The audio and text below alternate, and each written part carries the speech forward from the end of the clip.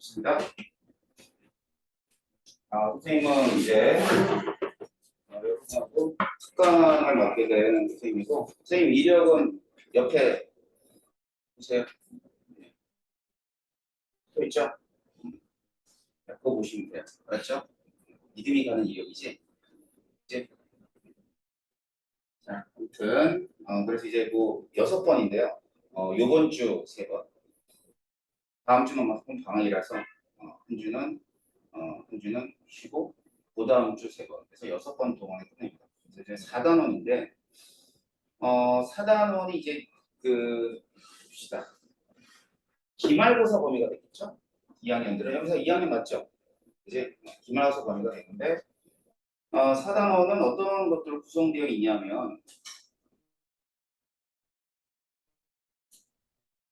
선생님이 재구성한 거예요. 선생님 교재는 일단은 4단원에서 처음에 나오는 개념이 평형이라는 개념이야. 자, 두 번째가 뭐냐면 우리가 흔히 여화학이라고 그러거든요. 출입하는 열. 이렇게 해서 이 두 가지가 뭐에 관한 얘기냐면 반응의 기본적인 원리라고 보시면 돼요. 반응의 원리다. 반응의 성질? 네, 반응의 원리라고 할게요. 자, 이렇게 돼 있고. 그럼 만약에 반응의 원리를 배웠으니까 이 반응의 이그젠플을 배우겠지. 이제 근데 그 반응의 이그젠플이 뭐냐면은 산연기 반응하고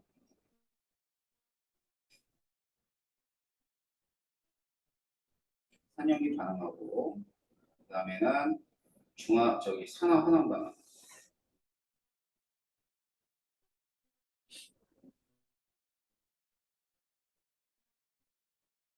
그래서 이제 산연기 반응하고 산화 환원 반응으로 나눠지는데 이건 이제 반응의 하나의 이그젠플이라고 보시면 돼요. 그래서 그 반응이 일어나게 되면 어떤 종류의 반응이 일어나느냐 그걸 이제 배우는 거죠. 세상의 반응은 두 가지로 나눠주면 지금 보는 이 두 가지라고 얘기해도 과언은 아니에요. 알았지? 그래서 거기에 관한 얘기를 하게 되는데 자 문제는 이제 여러분들이 4단원에 관심을 갖는 이유가 뭔지 모르겠지만 아무래도 이 킬러 단원이 있기 때문이 아닐까 싶은데요. 그렇죠?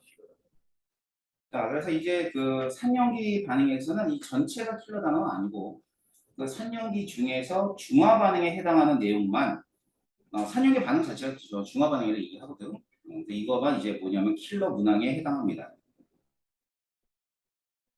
굉장히 어려워요.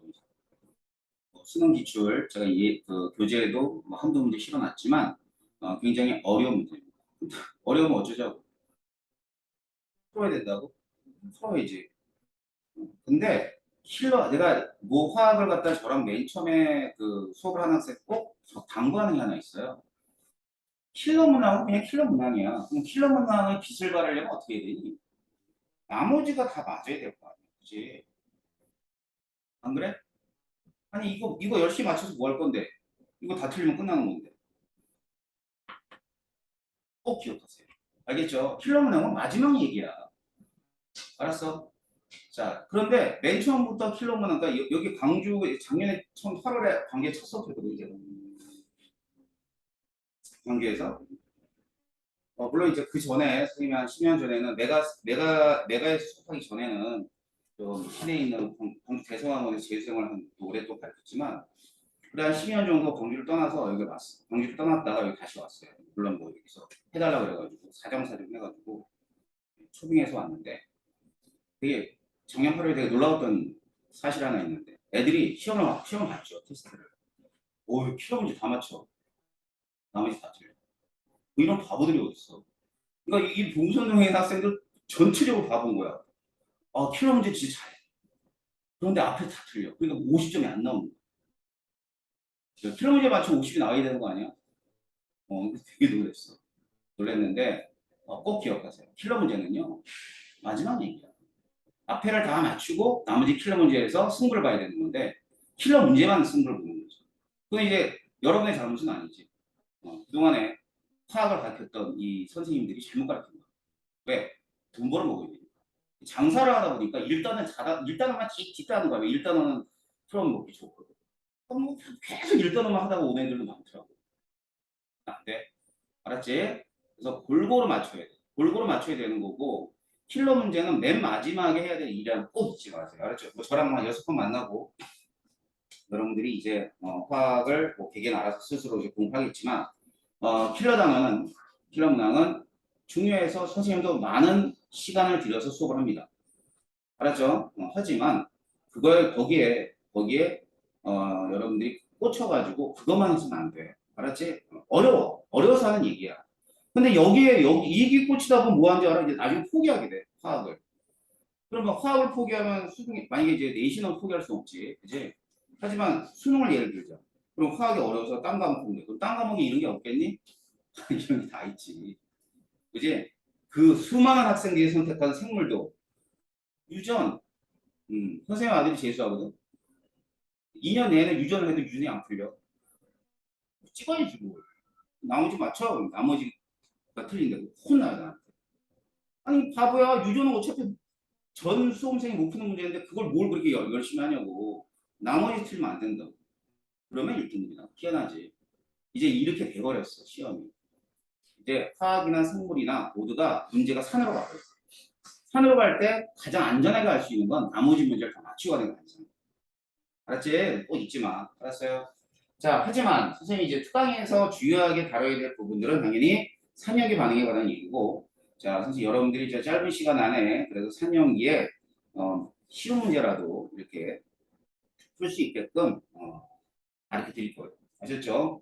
그러니까 잘 따라오시면 될 겁니다. 그래서 뭐 짧은 시간이긴 해요. 예. 근데 뭐 요 한 단원만 하기에는 충분한 시간이야.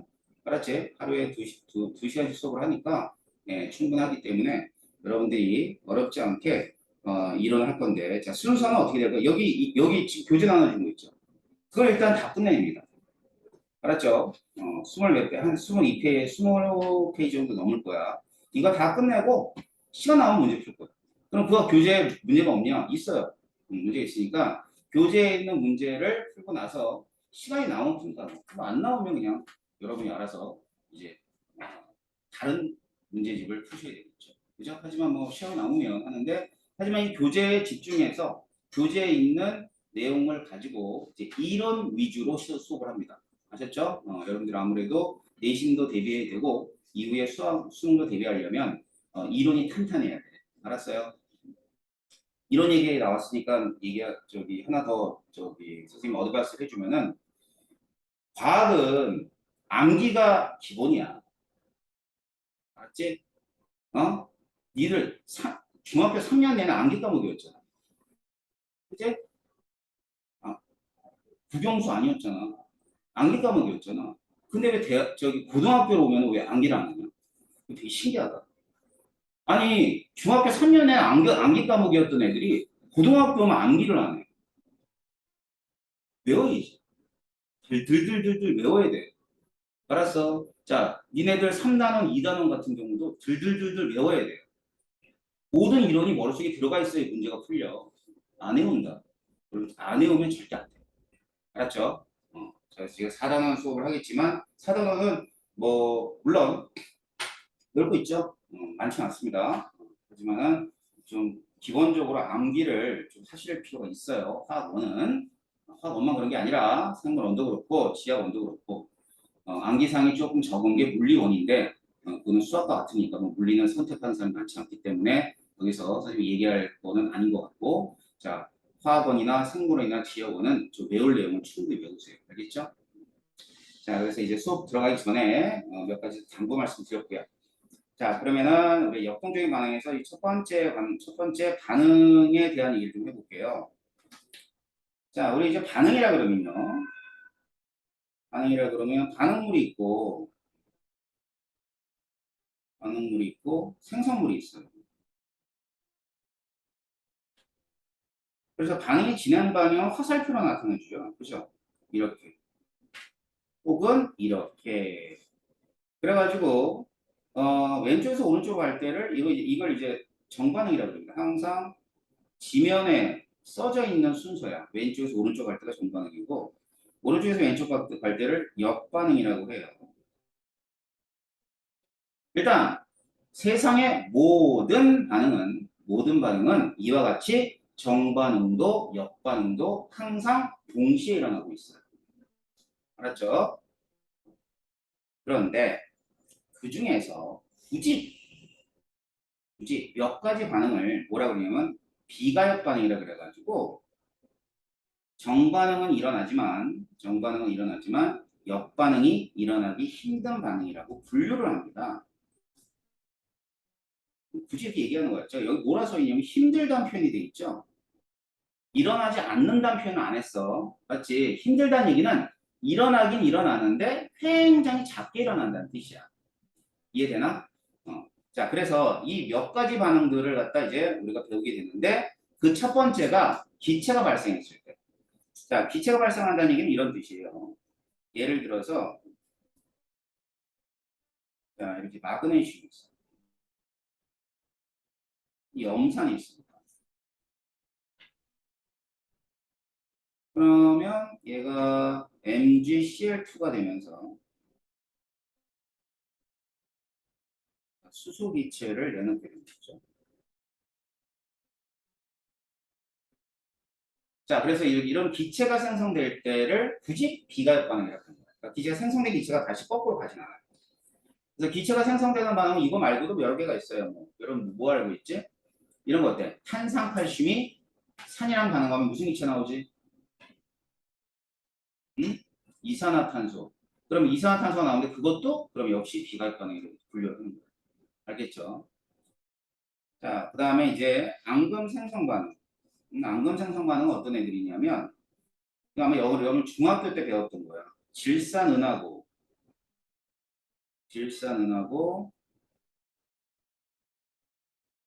염화나트륨.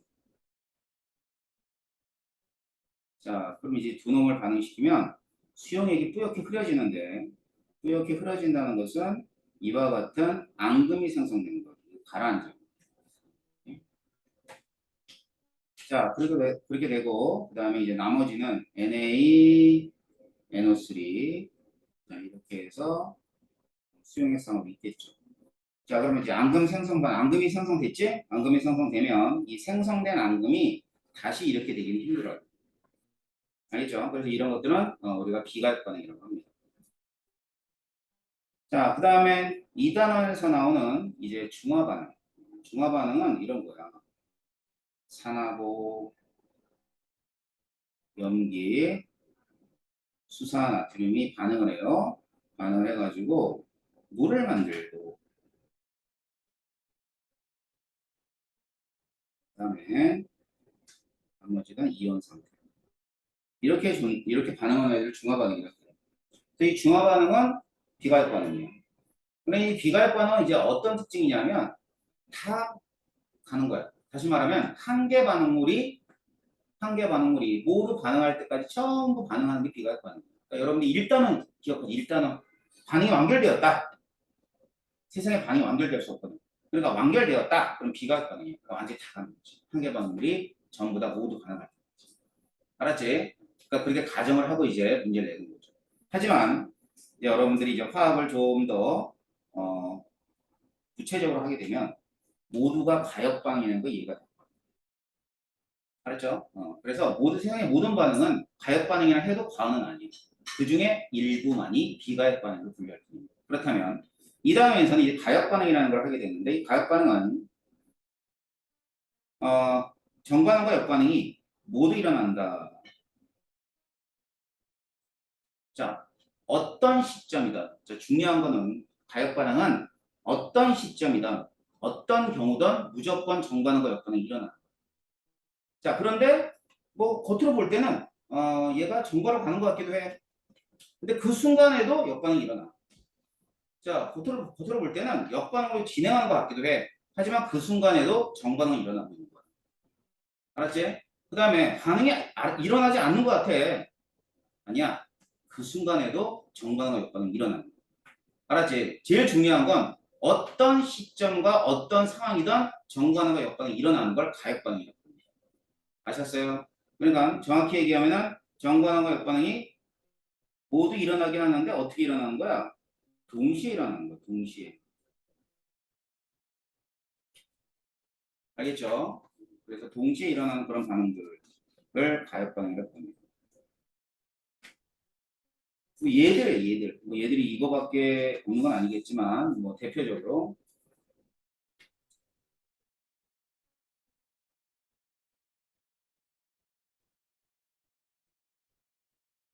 자, 상태 변화가 일어날 때.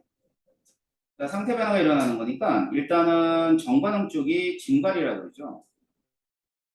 증발. 자, 역반응을 뭐라고 하냐면 응축이라고 해요. 응축.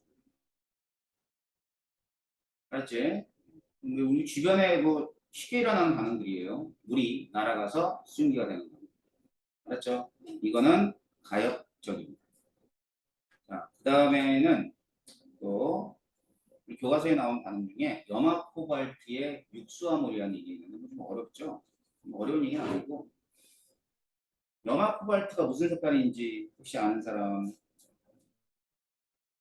응? 일단어에 나오네. 일단 푸른색. 그지? 자, 푸른색의 염화 코발트가 물을 담으면 무슨 색깔이 돼요? 붉은색이 되죠. 그지? 이게 뭐야? 연소 생성물 중에 물을 확인하는 실험이 있었어. 일단원에서 그때 나오는 실험이 바로 이거예요. 그래서 염화 코발트가 물을 넣으면 붉은색이 변해. 그때 만들어지는 게 육수화물이에요. 그러니까 육수화물은 뭐냐면 6개 물 분자가 달라붙어 있는 상태가 되는 거예요. 그러면서 색깔이 변해요. 근데 이렇게 개발했다가 얘를 갖다 가열을 해요. 그럼 물이 막 떨어져 나가. 그럼 다시 뭐로 변해? 푸른색으로 변해. 알았지? 그러니까 결국 얘는 가역적인 거죠. 그러다가 이제 염화 코발트가 푸른색이 되면 다시 물 붙이면 붉은색이 되고 또 물 떨어지면 푸른색이 되고 이렇게 왔다 갔다 하는 거예요. 알았죠? 그래서 이런 것들을 이제 가역 반응이라고 하죠. 그다음에 또 재미있는 뭐 이런 것들이 나와요. 석회동굴이라든가 그다음에 중유석 같은 거 생성될 때를 얘기해주고 있는데, 자, 요 탄산칼슘이 석회암이에요. 석회암. 자, 석회암 지대에 이산화탄소가 녹아있는 비가 내립니다. 자, 비가 내리면 이 석회암이 뭐가 되냐면은 이와 같이 탄산수소 칼슘이 돼요. 그럼 이건 뭘 뜻하는 거냐면 CA 플러스하고 HCO3 마이너스로 녹아버리는 거야. 알겠지? 녹아버리면 뭐가 만들어져? 이런 식으로 동굴이 만들어지는 거죠. 그래서 정반응은 뭐가 만들어지는 경우냐면 석회 동굴이 만들어지는 경우다. 그럼 동굴이 만들어졌죠?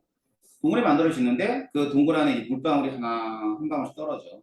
그지? 떨어지다 보면 여기에 뭔가 이렇게 생기게 돼. 이게 석순이고 그 다음에 이렇게 해서 돌이 밑으로 흘러내리는 것처럼 보이는 게 중유속이지. 그지? 얘들은 이렇게 녹아있는 상태가 다시 역반으로 가면서 뭐가 만들어지는 거야? 다시 석회암이 만들어지는 거야. 아셨죠? 자, 그래서 얘는 역반응은 종유석이 생성되는 반응을 뜻하는 겁니다.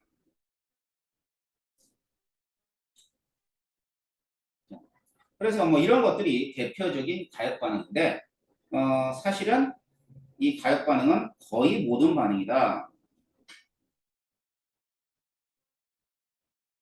거의 모든 반응이라 해도 과언은 아니라고 그랬습니다. 알았지? 자, 그렇다면 이 가역적인 반응, 가역 반응의 예를 갖다 지금 좀 볼 텐데요. 자, 첫 번째 보는 게 상표현이라는 거예요. 어떤 거 먼저 볼게요. 자, 상태 변화는 우리가 좀 전에 봤었죠. H2O가 물이 수증기가 될 때가 상태 변화라고 그랬어요. 맞지? 이제 여기 물이랄까 물? 이게 물이야 물. 액체. 그렇죠? 액체. 자, 그래서 액체가 이 표면에서 그 걔네들 액체가 가지고 있는 운동 에너지가 있거든요. 운동 에너지가 있어. 운동 에너지 활발한 애들은 이 액체 간에 잡아당기고 있는 인력을 끊고 날아가요. 날아가면 그걸 뭐라 그러냐면 이걸 여러분이 잘 알고 있는 수증기라고 합시다. 알겠어요? 자, 그래서 얘가 날아갈 때를 뭐라 그러냐면 증발이라고 얘기하고요. 맞죠? 자, 그 다음에 여기서 액체는 말이죠.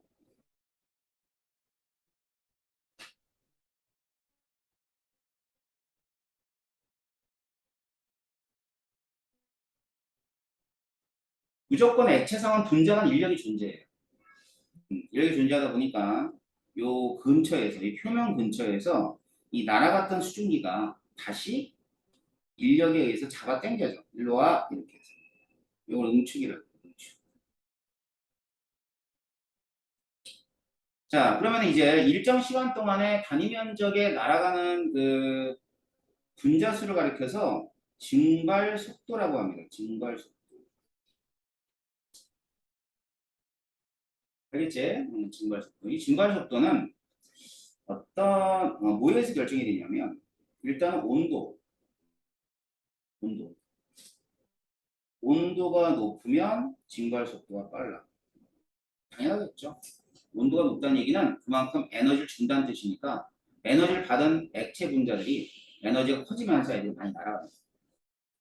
두 번째, 뭐 물이라든가 에탄올이라든가 또는 뭐 벤젠이라든가 이런 액체들이 있으면 이 액체 분자들만의 뭐가 있을까? 인력이 있겠죠. 전부 다 다르겠지. 그지? 그래서 분자 간 인력이 있어. 분자 간 인력. 분자 간인력이 작으면 그만큼 잘 날아갑니다. 자, 그럼 온도 일정하고 여기 물이라는 액체 물질이 일정하다면 증발 속도는 그래서 똑같을 수밖에 없어요. 변하지 않아요. 증발 속도는. 자, 그런데 응축되는 속도가 있어요. 자, 응축은 뭐냐면은 기체상으로 있는 애들이 액체가 되는 건데 그때는 이 공간 안에 있는 뭐가 많아야 되냐면 증기 분자수가 많아야 돼. 그래야 응축이 많이 될 거 아니에요.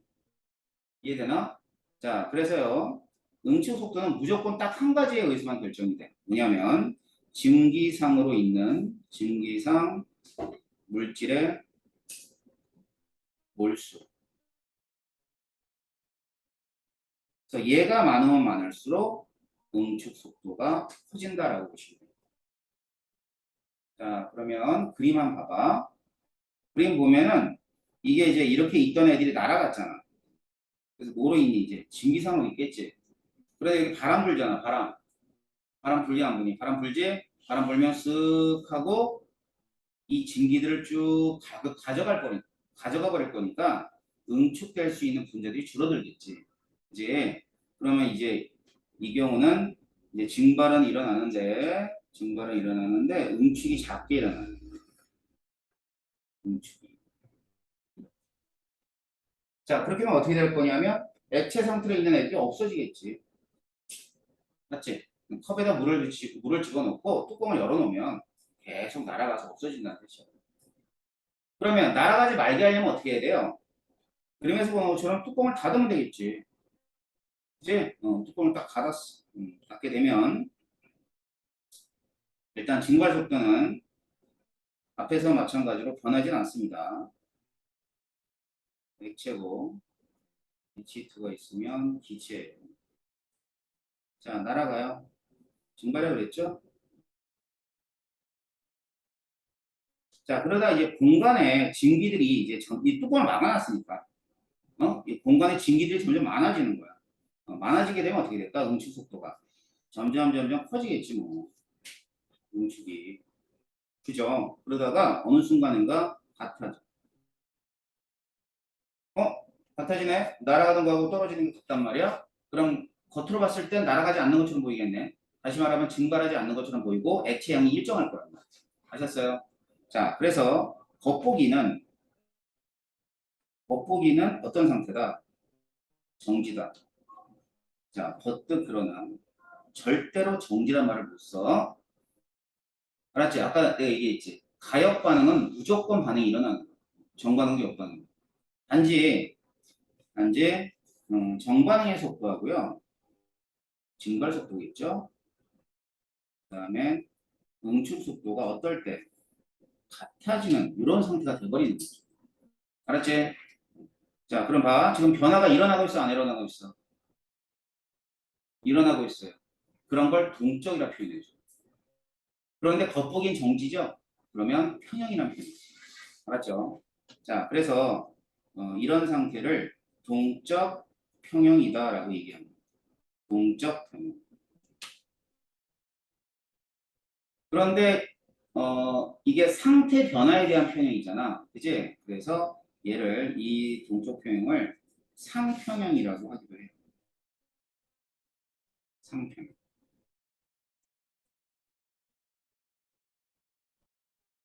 그래서 뭐 상태 액체가 있고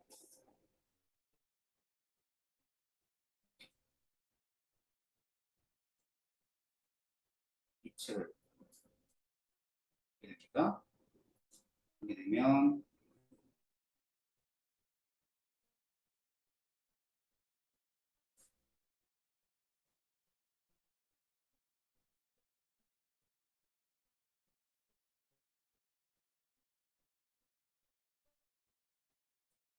일단은 증발 속도는 아까 그랬죠, 아까지.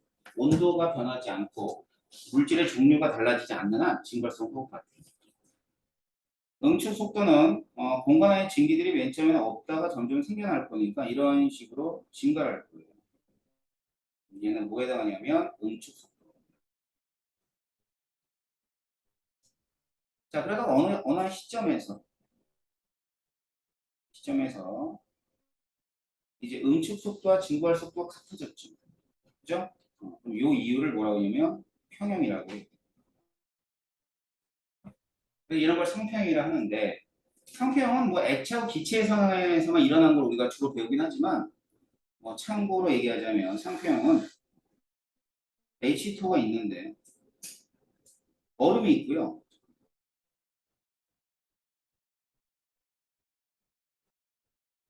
이렇게 있어도 상평형이야. 알았지?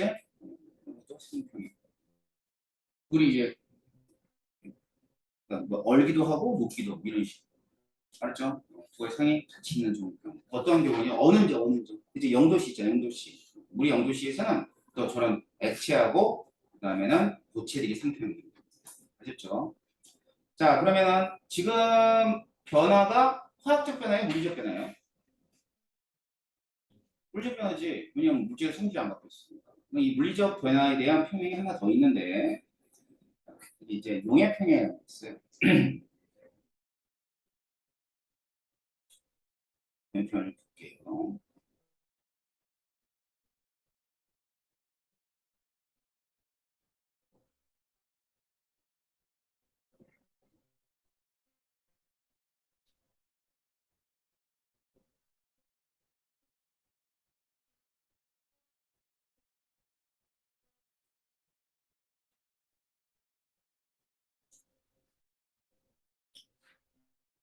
자, 보시면은요.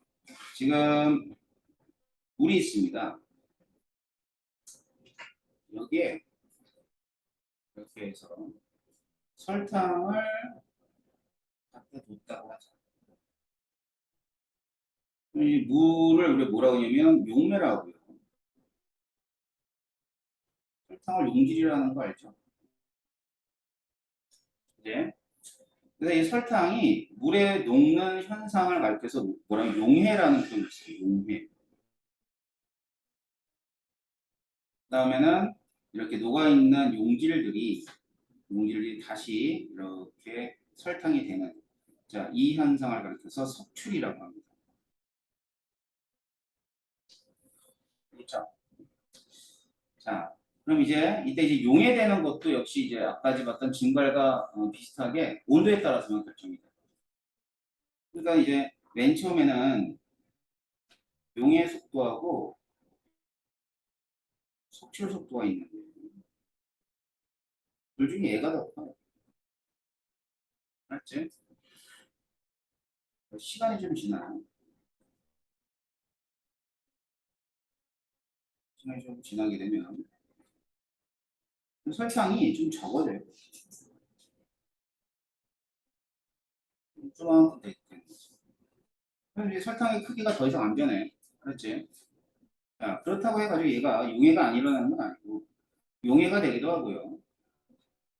그 다음에 속출이 되기도 합니다.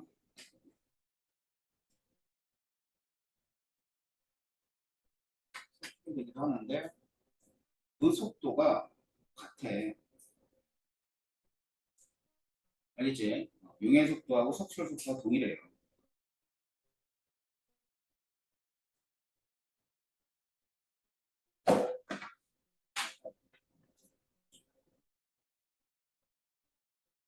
그러니까 겉보기로 봤을 때 어떻게 보여? 높지 않은 것처럼 보이는 거야. 이제 그럼 역시 마찬가지로 얘는 무슨 평형? 무슨 평형? 동쪽 평형이지.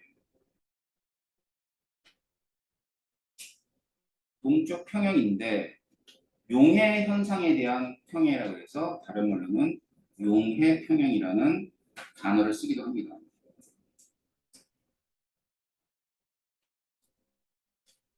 아셨죠? 이렇게 돼요. 그래서 그 용액은 뭐 불포용액, 포용액 이런 것들 있잖아, 그치? 그래서 여기 보면 맨 처음에 용의 속도가 클 때를 불포화라고 그래요. 불포화. 용액의 이름이 불포화 용액.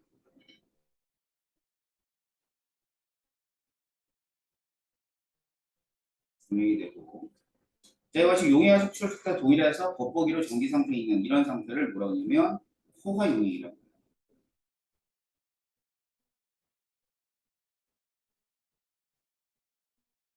알겠죠? 자, 그래가지고 여기서 조금 더 녹아. 뭐 여러분들 화학원에서는 안 다루는 분야 부분이긴 해도 가르쳐 드릴게요. 조금 더 녹으면 얘를 과포화라고. 근데 이 과포화 용액이 이게 불안정하거든. 이게 불안정. 그래, 이 과포화 용액 여러분들 그 초등학교 다닐 때 어떤 거냐면 그 주머니 날로 기억해요? 있잖아 그 덩어리 집어넣으면 맑게 변했다가 뚝딱 단추 딱 집어넣으면 막 열나면서 허옇게 변하지. 그치? 그때 그 덩어리 집어넣을 때 그게 불포화 용액, 그 과포화 용액. 그럼 뚝딱 단추가 자극이거든. 자극을 딱 주면 바로 뭐가 되냐면 이렇게 해서 포화 상태로 돌아옵니다. 그러니까 이때는 뭐가 더 빠르게 있어? 용해하고 속출 중에는. 용해하고 속출 중에는 이때만 속출이 더 빠릅니다. 알겠죠? 근데 뭐 이 동적 평형 상태만 잘 기억하셔도 관계없습니다. 자, 그렇다면 이런 어떤 용해 평형으로 가는 과정에서도 뭐를 좀 봐야 되냐면 그래프를 좀 봐야 되거든요. 그래서 이 y축이 속도예요. x축은 시간입니다.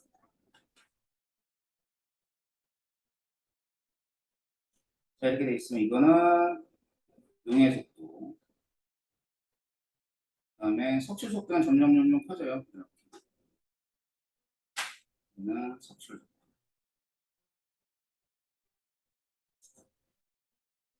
그래서 시간 t가 됐을 때 요 이후에는 용해와 석출 속도 똑같았기 때문에 뭐를 이룬다? 평형을 이룬다라고 얘기해 줍니다. 알겠죠? 자, 그래서 이제 여기까지 본 내용이 뭐냐면 전부 다 물리적인 변화에 대한 평형이죠. 물질 성질이 안 바뀌었으니까. 자, 그래서 이제 물리적 변화에 대한 평형, 상평형과 그다음 용해 평형에 관계되어 있는 내용들을 살펴봤습니다. 그러면 하나 더 있죠. 화학적인 변화에 대한 평형도 봐야죠. 그러면 먼저 가역 반응, 대표적인 가역 반응을 좀 예를 소개해 드릴 테니까 잘 보시는데 N2하고 N2가 있어요. 하나가 이산화질소고 하나가 사산화이질소예요. 얘들은 기체들은 색깔이 좀 있어요. N2는 갈색이야. 사산화이질소가 무색이야. 그래가지고 25도씨에서 연한 갈색을 띈다는 얘기는 NO2하고 N2O 두 가지가 다 있다는 걸 알 수 있겠지. 그치? 애들 이제 끓는 물에 집어넣기도 하고 하나 얼음물에 집어넣기도 하고. 얼음물에 집어넣으니까 색이 옅어졌어 굉장히. 그러면 얘는 N2O4만 있다? 아니야. 얘하고 얘가 다 있어요.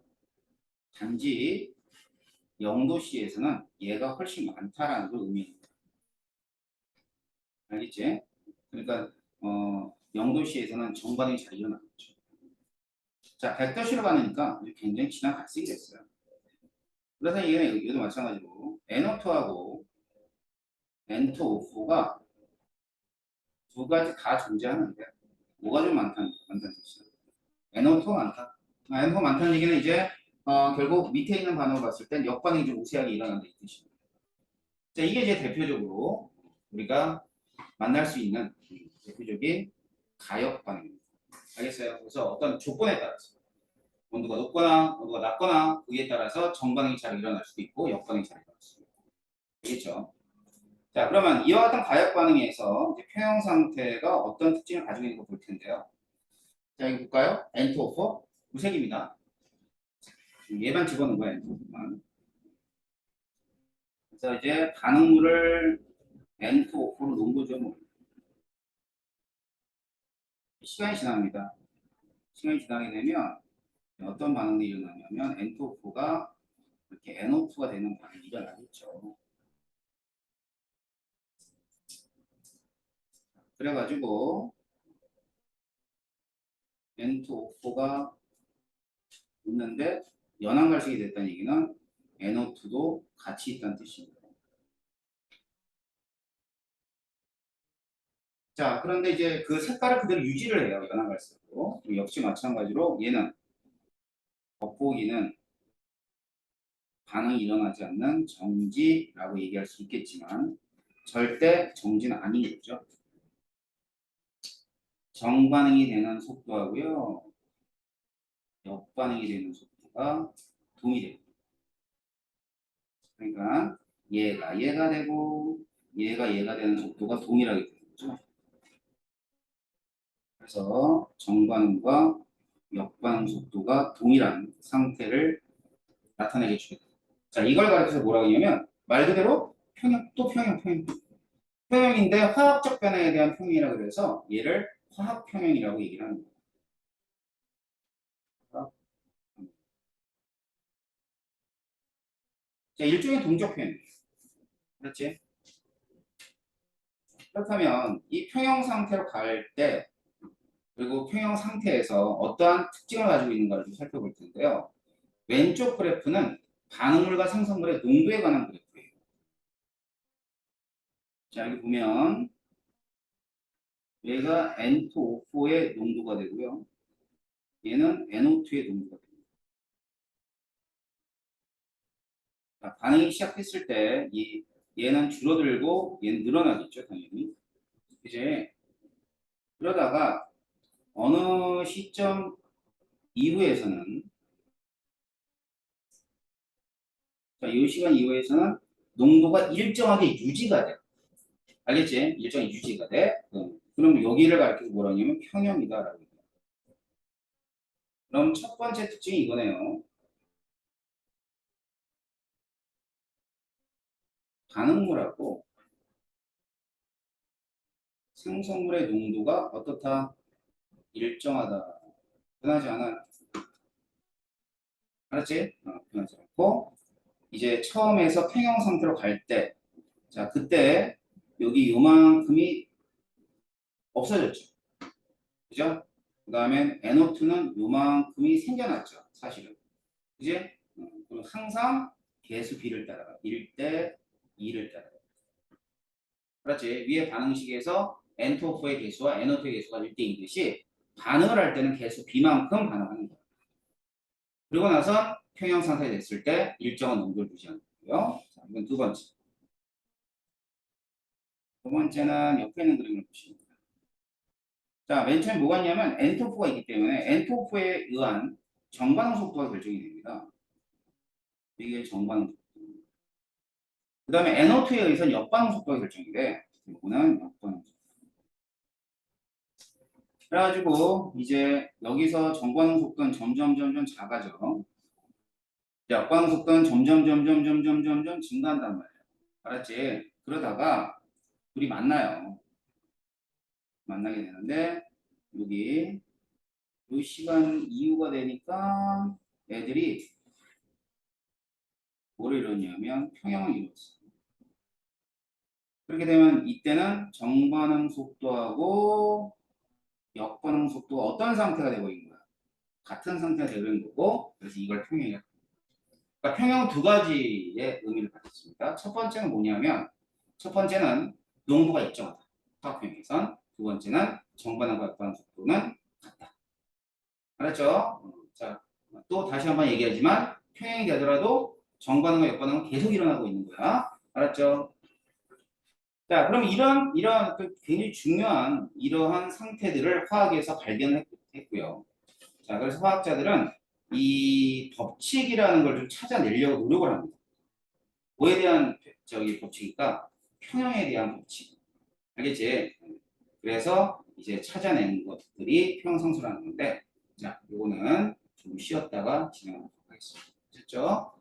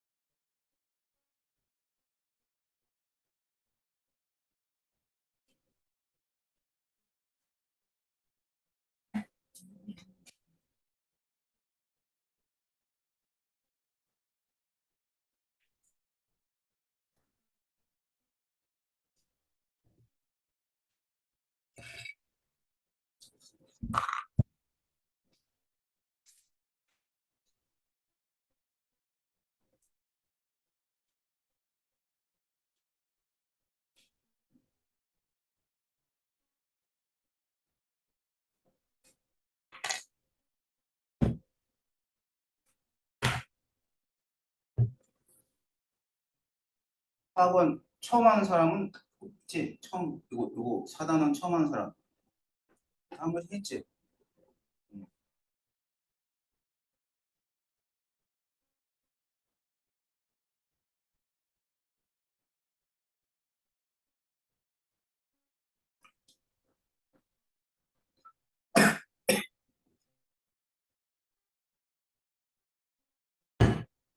한수희 중에 다른 사람 있어? 한수희 과학 다른 사람?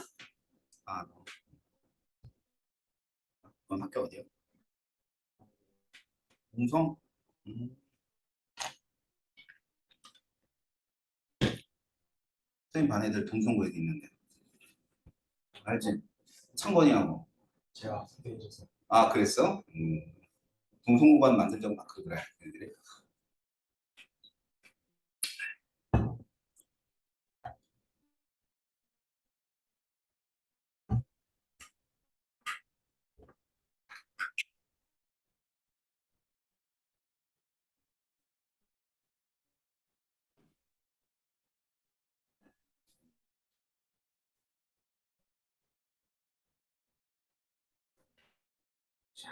봅시다.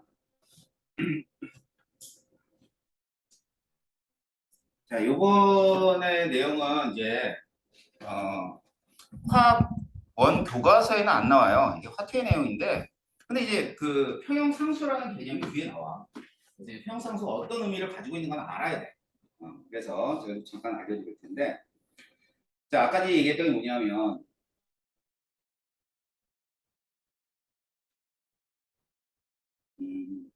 이런 방이 있어요. 아까 봤던 게 N2O4가 있고,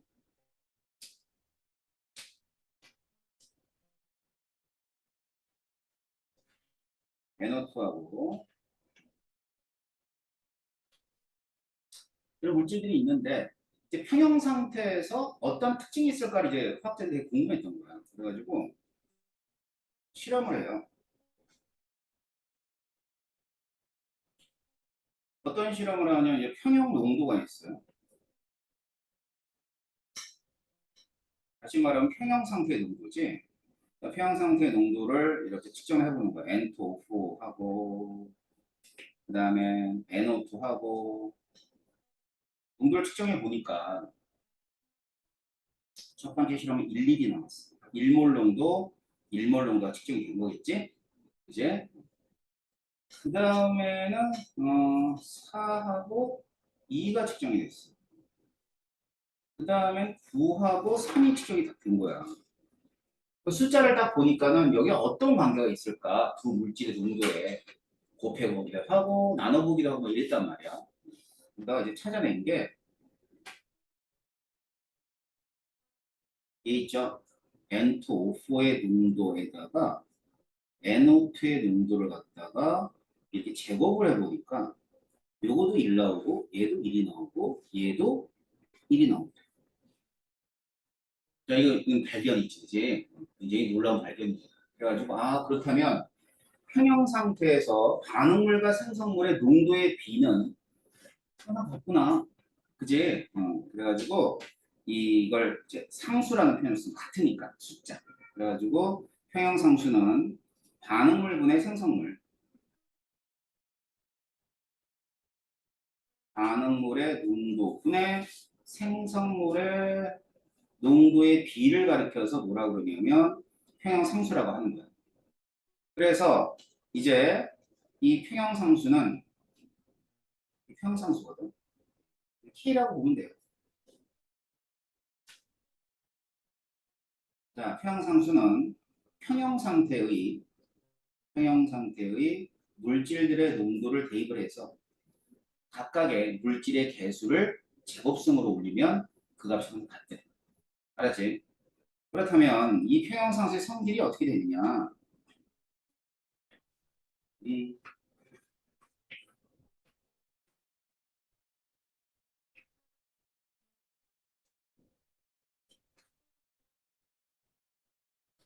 형, 그 동영상 업데이트 해야 돼, 지금. 선생님 조연 지나가다가 모르는 거 있으면 막 물어보면 돼요. 자, 여기 보세요. 첫 번째, 얘는 온도에 따라서만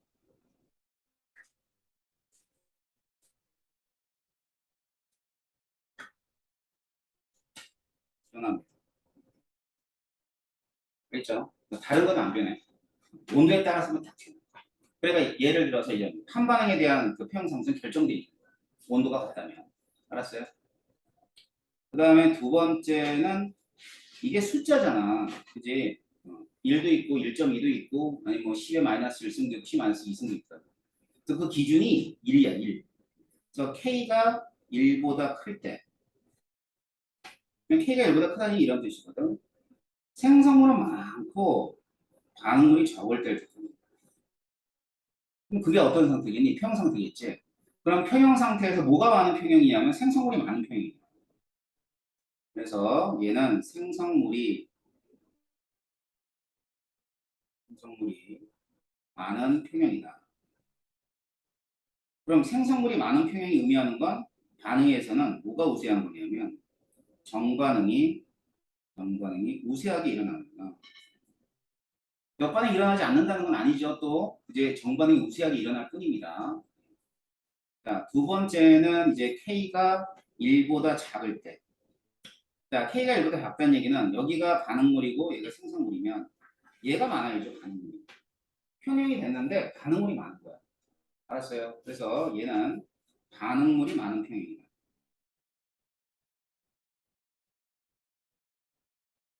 그럼 반응물이 많다는 얘기는 이 반응 자체는 어느 반응이 우세하게 일어나냐면 역반응이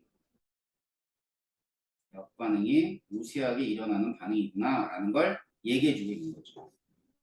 아셨죠? 그래서 이런 것들을 평상수라고 부르고 이 평상수에 관계되어 있는 내용이 뒤에 잠깐 나오기 때문에 제가 평상수가 어떤 거 알려드린 거지 시험에는 뭐 안 나와요. 알았죠?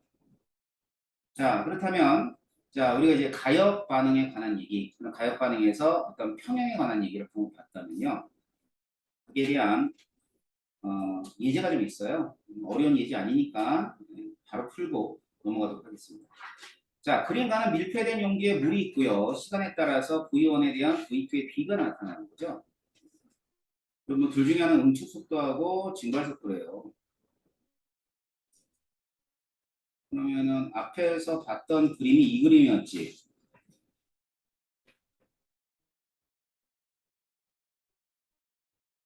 이런 그림이었잖아. 그러니까 얘가 증발 속도고 그 다음에 얘는 응축 속도다.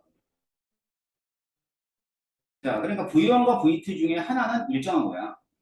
이제 그러면 점점 커지는 게 응축 속도야. 그럼 응축 속도가 점점 커지고 증발성 똑같다면은 이 값이 감소한다는 것을 뭘 뜻하니? 분모에 있는 애가 커질 때 감소하는 거지. 맞지?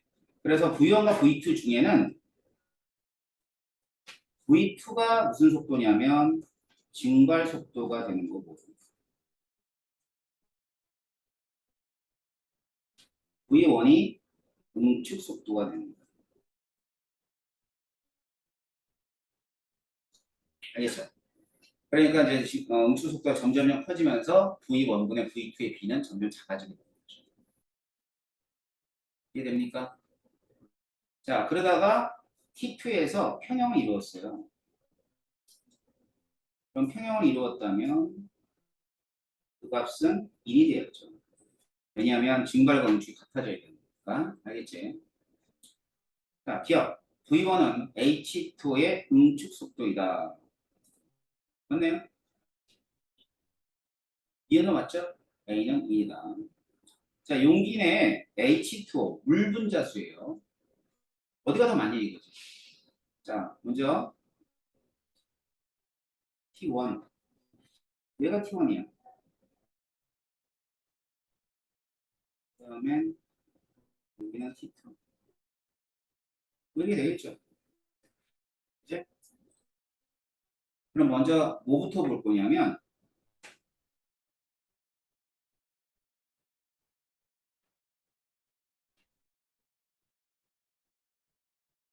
이거부터 한번 예상해 볼까?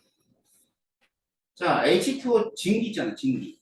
증기는 어디가 많을까? 증기? T하나 T2 중에? 응? 증기는 내가 뭐라 그랬지? 자, 여기 공간에 있는 증기의 몰수는 응축 속도에 비례한다고 그랬잖아. 그러니까 응축 속도가 큰 애가 증기가 많은 거야. 이해돼? 그러니까 T1과 T2 중에는 뭐가 더 크다? T2가 많다. 그러면 H2의 전체 양이 똑같다면 물의 양은 반대가 돼야죠. T1하고 T2 중에는 어디가 더 많아야 돼요? T1이 더 많아야죠. 알았지? 자, 그래서 증기의 양도 물어보기도 하고요. 물의 양도 또 반대로 물어보기도 합니다. 자, 여기서 물의 양을 물어봤어요. H2O, 액체 상태로 있는 애들의 몰수는 T2일 때가 T1일 때보다 많다가 아니라 뭐 작다가 되었죠. 자, 이번에는 파편에 관한 얘기입니다. 기체 A를 넣어서 시간에 따른 실린더 속에 뭐 기체 종류가 주어진 거고, 0에서부터 T1, T2로 갈 때 시간이 이렇게 된다는 얘기예요. 0에서 T1 됐다가 T2 됐다. 그 얘기야. 그 다음에는 T2에서 동쪽 평형 상태다. 라고 되어 있습니다. 자, 그 다음에는, A, B는 뭐 둘 중에 하나라겠습니까? 자, 그럼 보세요. 맨 처음 시작할 때, 요 입당할 때 A만 집어넣었어. 그러다가 평형이 됐을 때 4V가 됐대. 그지? 그러면 0에서부터 이 평형에 도달하는 여기까지는 반응이 일어났는데, 일정한 온도 함량이기 때문에 기체 부피는 어디에 비례하냐면 분자 수에 비례하게 됐어요. 그지? 자, 그럼 분자수가 늘어났다는 얘기네. 그지? 그럼 분자수 늘어났다는 얘기니까 여기 보면 개수가 2, 1이잖아. 이렇게 정관을 지나가면 기체 분자수가 감소할 거야. 역관을 진행했으니까 늘어났겠지. 알겠지? 이해돼? 자, 그래서 여기는 이제 어디로 진행했냐면 역반응으로 진행했다라고 보시면 될 거고요. 자, 그럼 A는 N2O4가 되고, 그 다음에 B가 뭐냐면 NO2가 되는 거예요. 자, 그럼 T1에서는 아까 아직 평행이 도달했어, 안 했어? 도달 안 했지? 있잖아. T2에서 평행에 도달했으니까. 그렇다면 4V가 안 되겠네. 이제 점점 반응이 진행을 해가지고, 자, 역반응이 진행을 해가지고 결국은 4V가 된 거니까 3V에서 4V 가운데 있는 부피를 나타내주겠죠. 그렇기 때문에 4V보다 작다가 될 겁니다. 자, 이번엔 NO2의 양. 자, NO2의 양도 마찬가지죠. 자, 여기는 N-토프가 있다가 점점점 역반으로 진행해서 평형에 도달한 거니까 NO2의 양은 어디가 더 많아야 돼? 평형 형태가 더 많아요. 그러니까 T2가 더 많아야 돼요. 아셨죠? 자, 따라서 NO2의 몰수는 T2일 때가 T1일 때보다 많다. 예, 맞는 얘기. 예, 맞네. 자, 그다음 평형에서 질량을 물어봤습니다. 기체의 질량. 그럼 기체의 질량은 두 가지가 필요해. 뭐뭐 필요해요? 분자수하고 몰 질량. 그래야지만 기체의 질량을 비교할 수 있을 거 아니야. 그지? 자, 그러면 먼저 분자량을 보게 되면 분자량은 NO2가 있고요. N2O4가 있어요. 그랬을 때 얘 분자량을 내가 M이라고 할게. 그럼 얘는 2M이 된다. 그지? 두 놈의 실험식이 동일한 거 알겠어?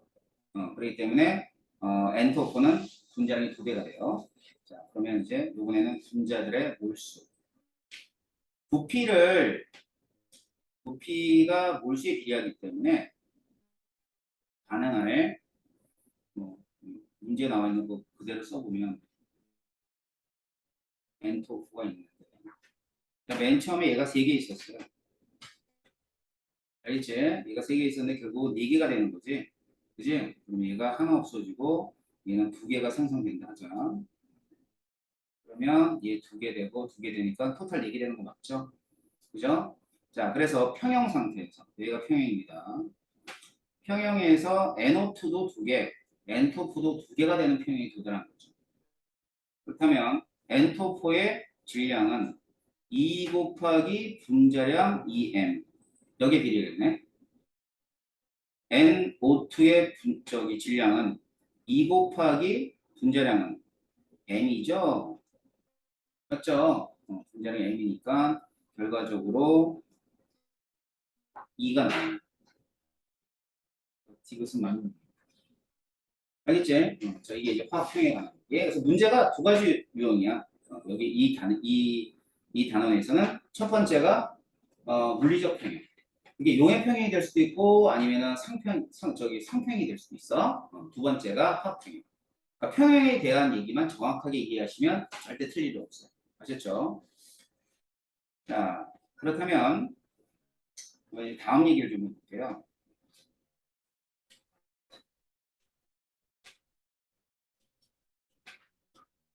이전에 이제 배경 지식을 좀 알려드릴 텐데 이제 물리 분야에서는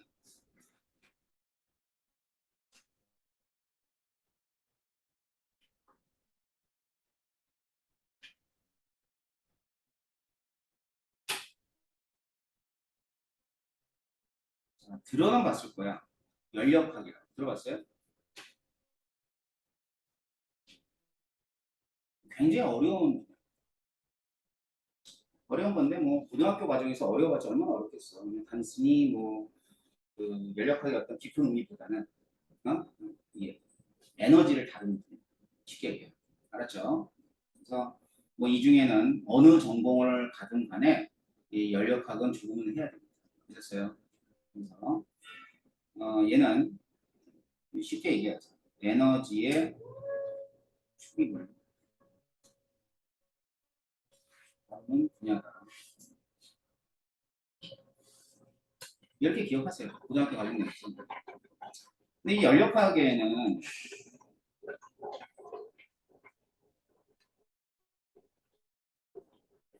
우주라는 개념이 있습니다. 우주라고 하면은 여러분이 알고 있는 그 우주 있죠. 유니버스. 그렇지? 우리가 광활한 우주 얘기하죠. 그것도 우주고. 알았지? 아니면 이제 여기 소우주. 살아가는 공간도 이 소우주. 근데 이 우주에는 개가 있어요. 개.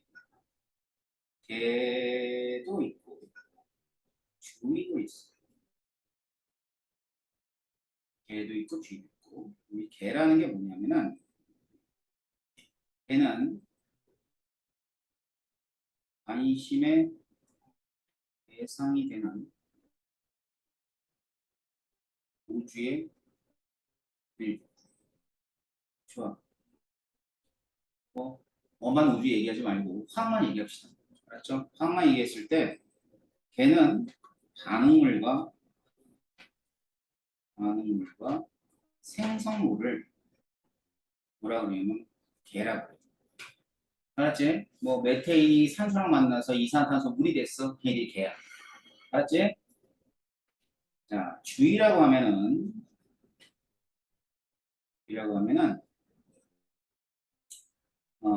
개를 제외한 나머지 우주. 자, 그래서 어떤 게 이제 주의에 해당하냐면 예를 들어 설탕을 물에 녹였어. 설탕이 개야. 알겠지? 물은 뭘까? 주의야. 용매는 주의라고. 알았죠? 그 다음에는 반응 용기. 당연히 주의죠. 그 다음에 우리가 진공에서 실험하진 않잖아. 그지? 그러니까 뭐 공기. 이것도 주의야. 알았지? 우리들, 사람들. 뭐야? 주의. 알겠어요? 자, 그래서 이 반응물과 생성물, 다시 말하면 반응이 일어나는 게 개라고 생각하시면 돼요. 반응과 생성물이. 그래서 이 개와 주위에서는 이렇게 왔다 갔다 해요. 뭐가 왔다 갔다 하냐면 두 가지가 왔다 갔다 하는데 물질도 왔다 갔다 할 수 있고요.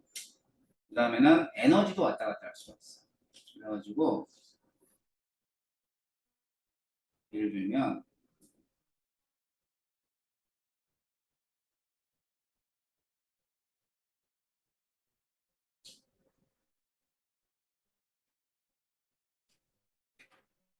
여기를 개라고 한번 해보자.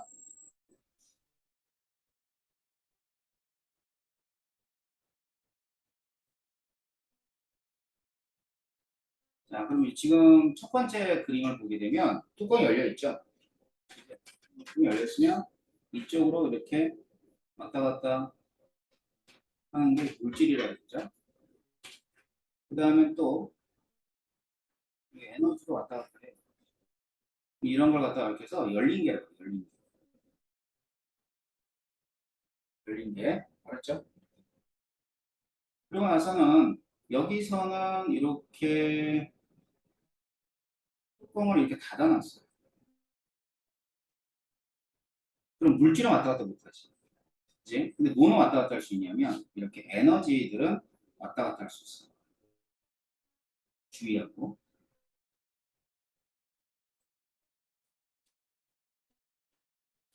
에너지들이 왔다 갔다 합니다. 이걸 닫힌 게 아니에요.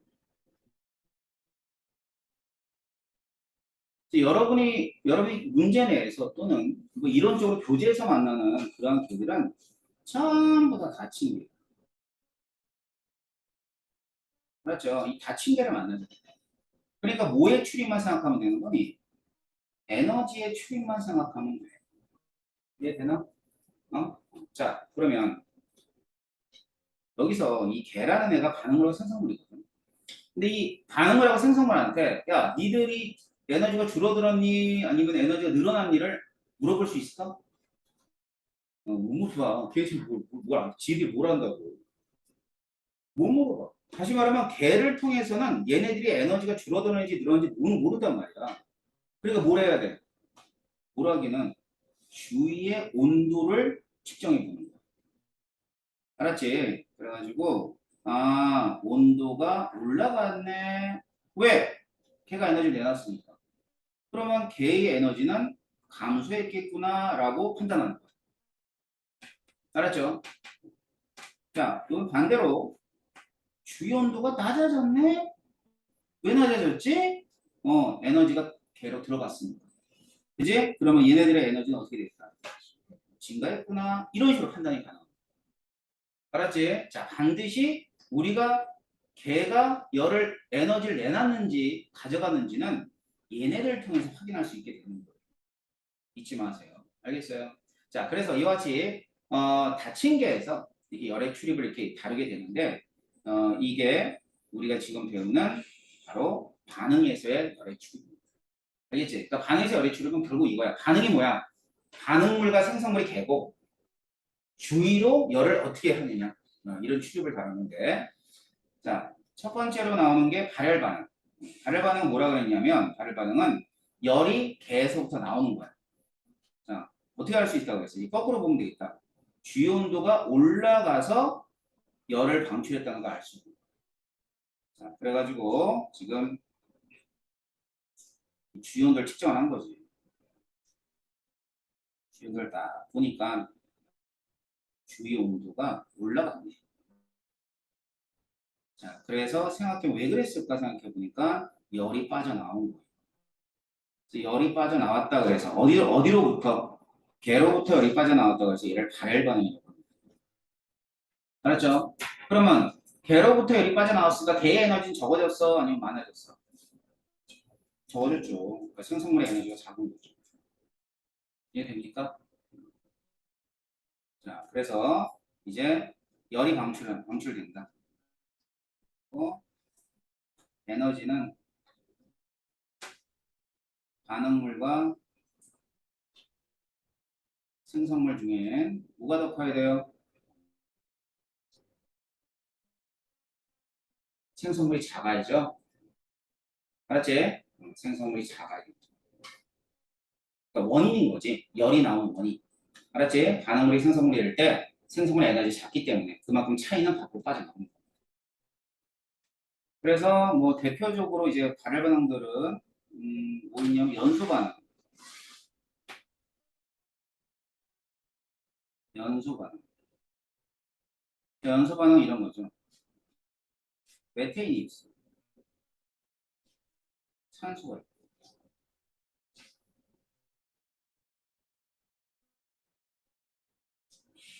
이산화탄소하고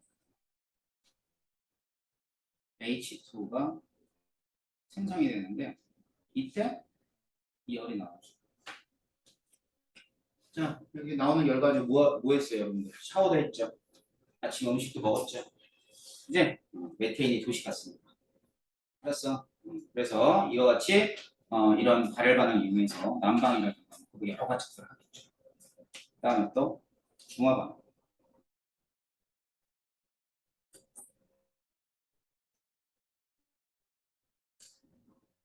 자, 중화 반응은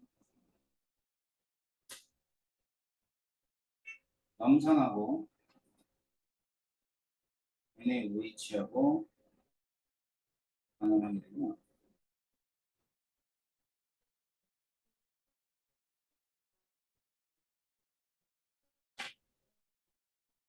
이렇게 나오면서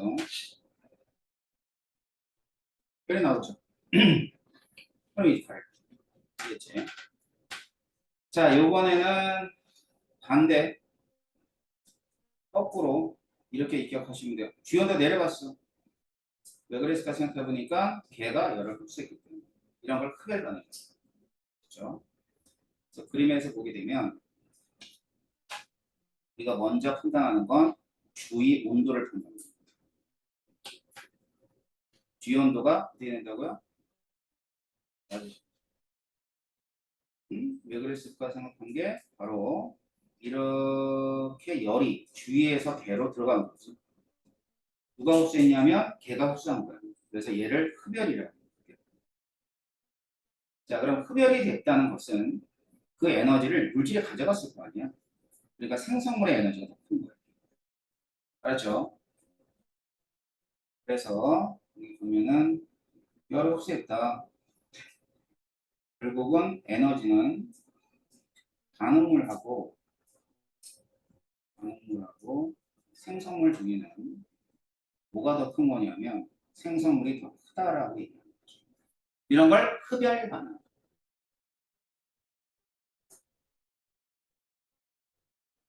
자, 그럼 봐봐. 어떤 게 있냐면 대표적인 게 광합성이에요. 광합성.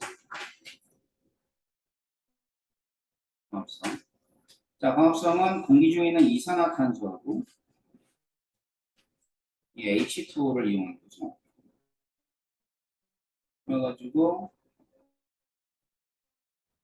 비대에너지를 받아서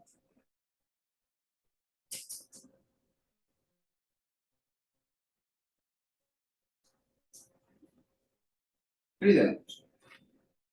비대에너지를 받아서 푸드나하고 이제 산소를 내놓는 거 아니야? 그럼 에너지를 흡수했잖아. 광합성. 흡혈반응. 요즘이 덥죠? 피서들 많이 갈 텐데 피서 갈 때가 두 군데로 가요. 바다 아니면 계곡, 산에 가면 시원하거든. 산에 왜 시원하지? 교일이 많이 져 있어. 그러면 여기 사거리에서 이렇게 신문지 이렇게 시원해야 되겠네? 안 시원하지? 왜? 그러면 지금 배운 거야. 산에 가면 시원한 이유가 태양 복사 에너지를 나무가 흡수해. 지면의 흡수가 적을 거 아니야. 그러니까 시원한 거지. 이해돼? 그래서 나무에 많은 데로 가면은 당연히 지면으로 떨어지는 태양 복선이 작기 때문에 지면이 시원해지고 그럼 우리가 느낄 때 시원하게 느껴지는 거예요. 별거 어려운 거 아니겠지? 생활 속에 다 그런 것들이 이제 작용이 되니까. 그 다음에 또 하나가 있어요. 예를 하나 들어보면 자, 공기 중에 질소하고 산소가 반응해야 하네요. 야, 하면 큰일 나지. 난리가 날 거 아니에요, 주변에서. 그치? 자주 반응하는 거. 근데 애들이 반응하는 곳이 한 군데 있어. 어디냐면 자동차 엔진 안에서. 알았죠? 그러니까 자동차에 그 연료가 타잖아. 연료가 탈 때 산소가 필요하니까 이게 공기를 갖다 흡수해야 된단 말이야. 그런데 이러한 질소하고 산소가 엔진 안에서는 연료가 연소하면서 생기는 열을 받아요. 이 두 놈이.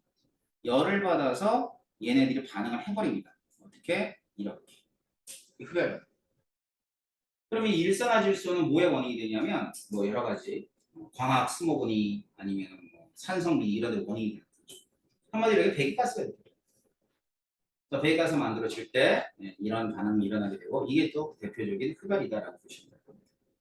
알겠죠? 하나만 더 써볼까? 연기 하나 있을까요?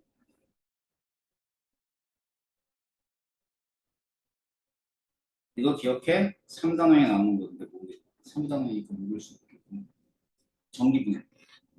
알았지? 이게 전기분해거든? 물의 전기분해. 그럼 물의 전기분해 할 때 뭐가 써요? 전기 에너지를 쓰죠?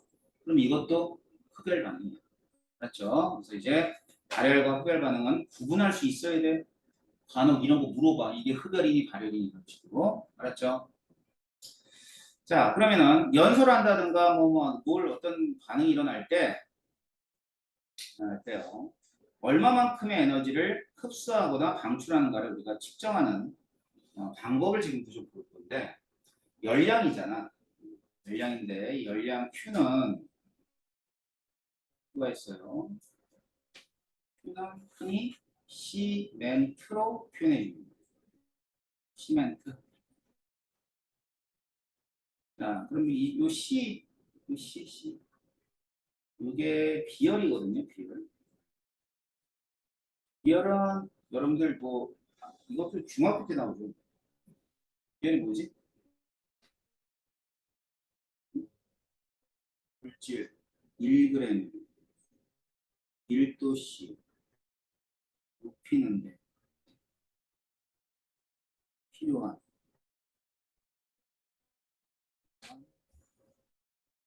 열량. 자, 이걸 비열이라고 해요. 단위가 줄 퍼 그램 도씨. 그래서 비열이 가장 큰 물질이 뭐라고 알고 있지? 물이야, 물. 알았지? 물이 가장 비열이 큽니다. 자, 그래서 이제 연용량이라고 있어요. 라지 C라고 라지 C. 대문자 C라는 뜻이죠. 이 연용량은 뭐냐면 물질이 있는데 물질 질량과 관계없이 1도씨 높이는데 필요한 열량을 연용량이라고 합니다. 줄 퍼 도시가 되겠죠. 이 연용량은 C는 라지 C죠. 비열 곱하기 질량이에요. 이렇게 될 거 아니에요. 비열이 줄 퍼 그램 도시지. 그 다음에 질량은 그램 아니니 둘을 곱하면 그램 지워지니까 뭐만 남아? 줄 퍼 도시만 남겠지. 이제 자, 그래서 연용량은 단위가 줄 퍼 도시가 되는 겁니다.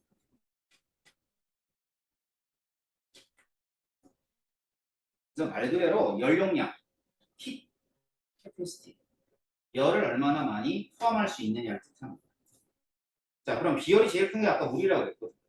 그럼 지구에서 가장 많은 게 뭐니? 가장 많은 질량이 있는데 지구 표면에서 물이지. 그럼 지구는 굉장히 연용량이 큰 행성인 거야. 그렇기 때문에 태양곡산 에너지를 어디다 저장을 할 수가 있어? 바다에 저장이 가능해.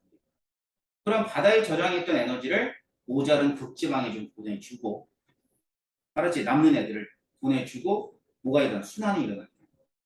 자, 그런 걸 우리가 열용량이라고 합니다. 알았죠? 그래서 열량은 Q는 시멘트고 그 다음에 연용량은 시멘이야.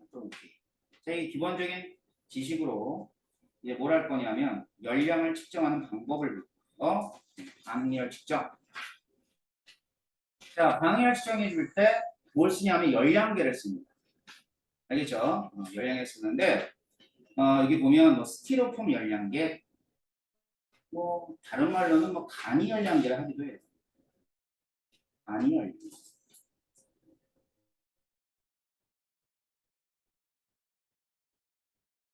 아마 커피컵 열량계 이렇게 된 애들은 지금 스티로폼이죠. 스티로폼은 뭐를 많이 측정하냐면 이렇게 되어 있는 애는 용해열이라든가 용해열 또는 중화열.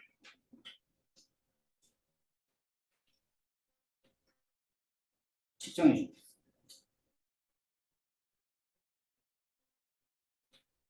그럼 이제 어떤 반응이 일어나요?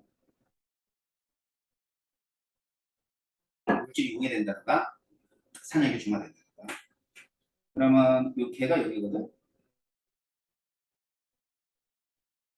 열이 나왔을 때 이 열이 이렇게 수용액으로 가기도 하고 열량계로 가기도 한다고 합시다. 보통 스티로폼 열량계 알면 열량계는 무시하는데 어떤 경우에는 문제에 열량계에 관한 얘기가 나올 수 있으니까 두 가지 다 고려를 해보자. 자, 이제 두 군데 가요. 자, 여기 있으면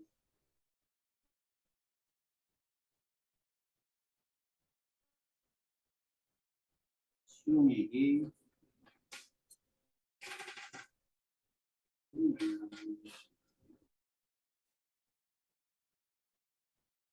그다음에 두 번째는 열량계다.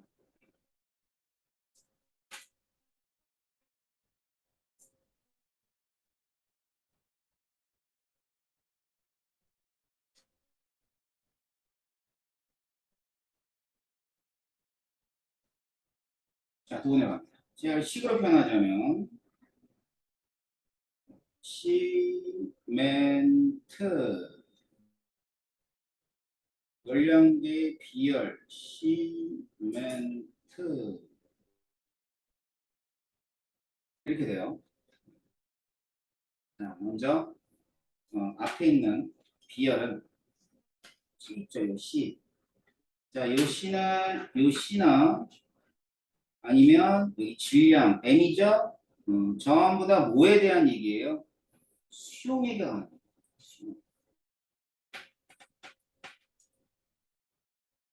그러니까 수용액의 질량이고 수용액 전체 저기 비열이에요. 알지? 수용액 비열과 수용액 질량을 뜻하는 거야. 그 다음에 열량계 같은 경우는 공장에서 만들어 나온다고 생각하자. 예를 들면. 그럼 공장에서 뭐 예를 들어 비열하고 질량을 측정해서 이걸 곱해주면 뭐가 되겠니? 열용량이 되겠죠. 그렇죠? 열량계 열용량은 열량계를 사면 이렇게 매뉴얼 뒤지면 나오겠죠. 됐어? 자, 근데 옆에 이제 온도 변화가 있잖아요. 델타 T가 온도 변화인데 온도계란 뭘까? 자, 이 온도계가 말이야 하나 있네. 이제 온도는 두 군데 온도를 측정해야 되는데 하나밖에 없어. 자, 왜 그러냐면 모든 열량계는 이런 가정이 들어갑니다. 열적 평형.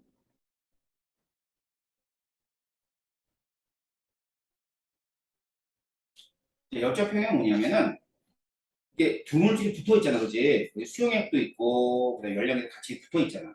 그 붙어 있는 물체들 사이에서는 온도가 똑같다고 가정합니다. 결국 여기에 수용액의 온도는 이 열량계 온도와 똑같다고 가정합니다. 그래서 이런 걸 열적 평형이라고 하니까 온도는 두 개를 측정할 필요가 없는 하나. 알지? 자, 그러면 온도계가 표시하고 있는 온도는 주위 온도일까, 계 온도일까? 응? 생각할 때 이렇게 생각해. 온도계는 주위야, 계야? 온도계 자체는 주위잖아. 맞지? 그러니까 주위인 온도계가 표시하는 건 주위 온도가 되는 거야. 이해되나? 자, 그래서 이 온도계는 뭐를 측정해 주는 거냐면 주위 온도를 측정해 주는 거야. 그래서 이 온도계 눈금이 올라갔어.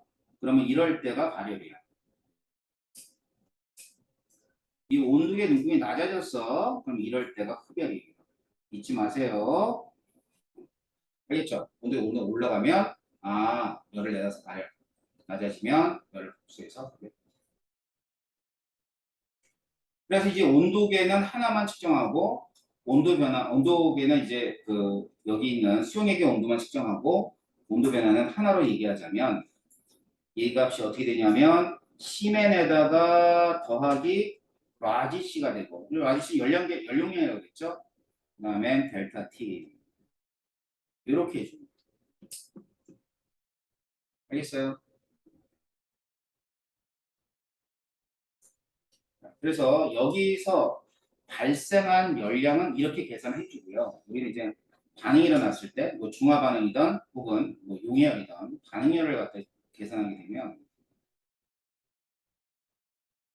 반응열은 위에서 C맨에다가 플러스 라지 C에다가 델타 T를 해줬죠.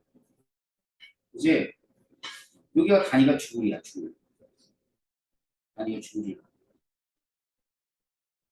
그러면 여기에 뭐 설탕을 녹이든 아니면 뭐 중화 반응 하든 간에 뭐가 있을 거냐면 시료의 질량이 있을 거예요. 그래서 시료의 질량으로 나눠줍니다. 자, 나눠주게 되면 뭐가 되냐면 줄 퍼 그램이 되는 거죠. 이제 그런데 이게 줄 퍼 그램으로 표시하는 경우도 있어. 하지만 화학에서의 양적 지중이 몰이야. 우리 일단은 몰 배웠었지. 그래서 우리 반응열이라 그러면 어떻게 되냐면 줄 퍼 몰을 단위로 씁니다. 그렇기 때문에 여기다 곱하기 뭘 해주면 되냐면 물질들의 화학 식량을 딱 곱해줘요. 이 화학 식량 단위가 어떻게 되냐면 그램 퍼 몰이거든. 그러면 봐봐 여기서 그램 지워져 안 지워져? 지워지지? 그러면 주울 퍼 몰만 딱 나와. 알겠죠? 자 그리고 열량계가 좀 정밀한 열량계가 하나 있는데 이게 이제 통열량계라고 해가지고 교과서에서 본배 열량계로 나오기도 해요.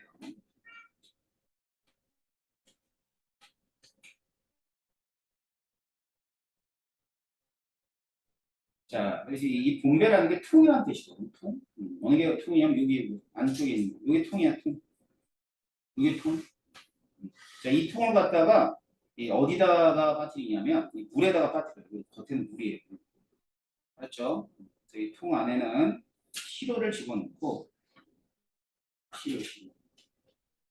그다음에 여기다 이제 산소를 딱 집어넣어요. 그리고 이 점화선에서 점화 플러그를 연결을 딱 해요. 뭐 할까? 시료가 타겠지. 이제 그래서 이 통열량계는 뭐를 측정하는 그 열량계냐면 연소열을 측정하는 열량계가 통열량계입니다. 그러니까 연소열가 무조건 발열이야, 알았지? 그래서 여기서 나오는 열이 이렇게 시로와 산소가 반응해가지고 연소를 하게 되면 나오는 열이 이 통으로도 가고 이 겉부분에 물로도 가요. 두 군데로 가는 거야. 통으로도 가고, 그러니까 열량계로도 가고, 그 다음에 겉에 있는 물로도 가고. 컸네요, 그러면. 보세요.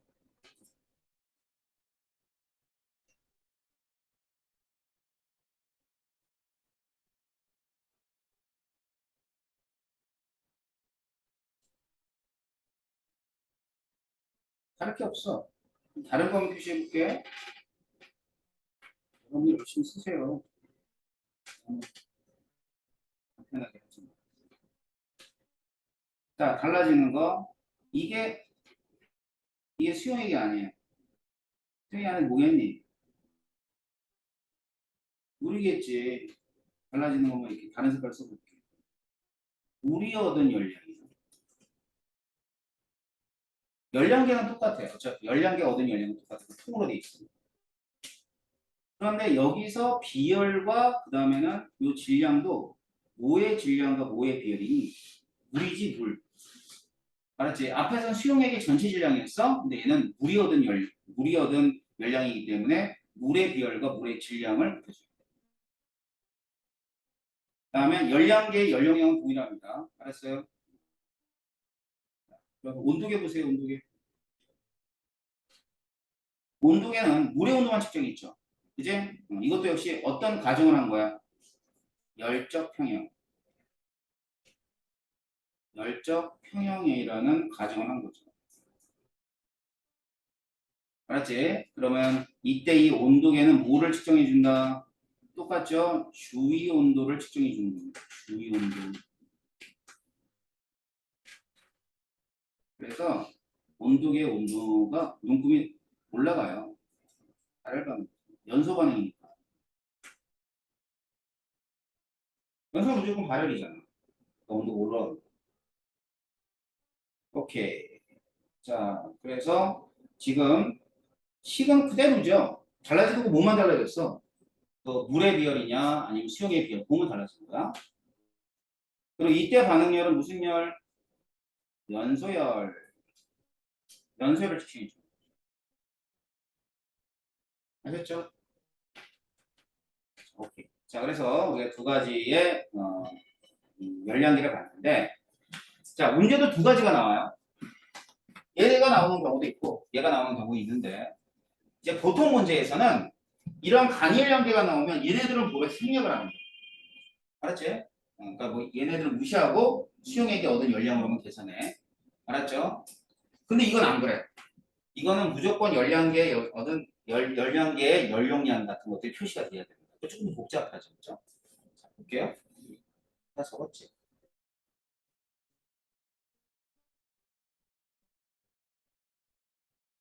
자, 실험 하나 있어요. 자, 화학 반응에 수축하는 열을 측정해 주는데, 자, 이거는 아주 더 간단한 그런 열량계죠. 뭐냐면 과자를 태워요. 과자의 열량을 측정하는 거겠다, 그치? 연소율을. 다시 말하면 우리가 보면 과자를 먹었을 때 얼마나 많이 살이 찌느냐 이런 거 측정해 줄 때 과자를 이렇게 태웁니다. 그럼 이때 열량이 전부 다 이 물이 가져갔다 가져가는 거예요. 알았죠? 여기 이제 플라스크에 들어있는 물이 다 가져갔고. 자, 그래서 거기 보면은 전자적으로 이용해가지고 과제의 질량을 측정한 후 증발 접시에 담는다. 그 다음에 물을 가열했죠. 그래서 과자의 질량이 W1이라고 측정됐고, 이제 다 태운 다음에 마지막에 질량이 W2라고 측정된 거죠. 맞죠? 그 다음에 이제 물의 온도가 T1, T2가 처음 온도, 낮은 온도 이렇게 됩니다. 자, 그렇다면 일단은 연소한 과자의 질량은 얼마가 돼? W1-W2가 되겠죠. 이제 남았으니까. 자, 물의 온도 변화는 T2-T1이 될 겁니다. 그러면 여기에 물 100ml를 집어넣고 과자를 태웠죠. 그러면 물의 비열이 1이기 때문에 물 100ml는 몇 g이 되는 거야? 100g이 되는 거야. 자, 따라서 Q는 시멘트다. 시멘트, 물의 질량과 물의 비열을 이용하는 거기 때문에 시멘트 이렇게 해서 계산해 주면 돼. 얘가 4.2가 비열이죠? 자, 100. 그 다음에 온도 변화 해주면 420 T2-T1 줄이 나오죠. 그러니까 이건 뭐예요? 발생한 열량이에요. 그런데 1g당 얼마만큼이 방출되는 것을 구하고 싶어. 1g당. 그럼 과자 1g당이니까 1g의 연소의 방출 열량은 뭐로 나눠주면 되니? 예, 이렇게 해서 질량으로 나눠주면 되는 겁니다. 아셨죠? 예, 그래서 아까지 그 과자 질량 있었잖아. W1, W2. 이걸 나눠주면 단위는 주물 프로그램입니다. 할 수 있겠죠? 그죠? 자, 그러고 나선 다른 거 한번 볼게요. 이게 더 많이 나와요, 시험에. 자, 실험을 했는데 뭐 했냐면 물 100g에다가 염화칼슘 5g 집어넣고 염화암모늄도 5g 집어넣어서 녹였습니다. 그러면 얘들은 뭐를 측정해 주는 거냐면 용해열을 측정해 주는 거예요. 알겠지? 그래서 실험은 용해열을 측정하는구나.